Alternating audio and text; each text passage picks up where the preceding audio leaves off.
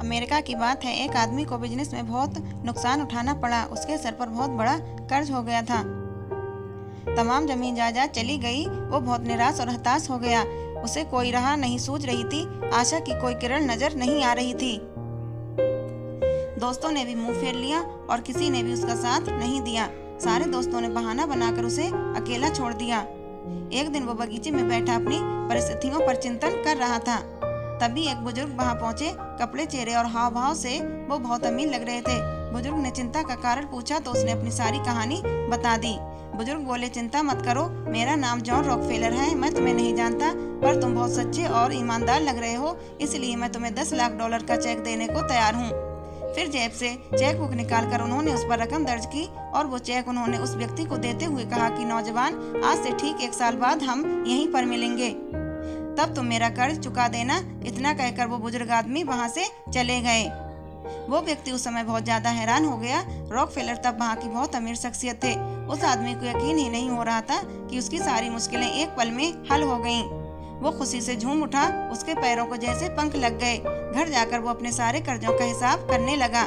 तब अचानक उसको झटका लगा। उसने सोचा, एक अनजाना आदमी ने मेरे ऊपर भरोसा किया और मैं खुद पर भरोसा नहीं कर पा रहा हूँ। ये ख्याल आते ही उसने चेक को संभाल कर रख लिया।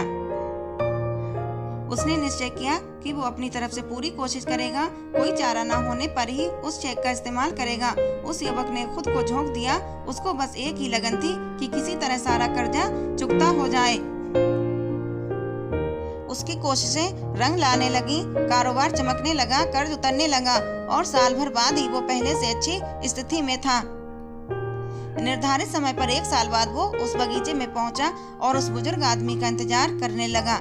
तभी दूर से आता हुआ वो बुजुर्ग आदमी दिखाई दिया। युवक ने बड़ी श्रद्धा से उनका अभिवादन किया। उनकी ओर चेक बढ़ाकर उसने कुछ कहने के लिए मुंह खोला ही था कि एक नर्स भागती हुई उनके पास आई और झपट्टा मारकर उस बुजुर्ग आदमी को पकड़ लिया। वो युवक हैरान रह गया। नर्स बोली, ये पागल बार बार पागल खाने से भाग जाता है और जॉन रॉकफेलर के नाम से चेक बांटता फिरता है। अब वो युवक पहले से भी हैरान था। जिस चेक के बल पर उसने अपना डूब चुका कारोबार फिर से खड़ा किया, वो फर्जी था। तो दोस्तों, इस कहानी से ये साबित होता है कि वास्तविक शक्ति हमारे इरादे और हौसले में ही होती है। तो दोस्तों, ये मोटिवेशनल कहानी आपको कैसी लगी कमेंट्स करके जरूर बताएं। ऐसी ही नई नई जानकारी के लिए मेरे चैनल को सब्सक्राइब जरूर करें।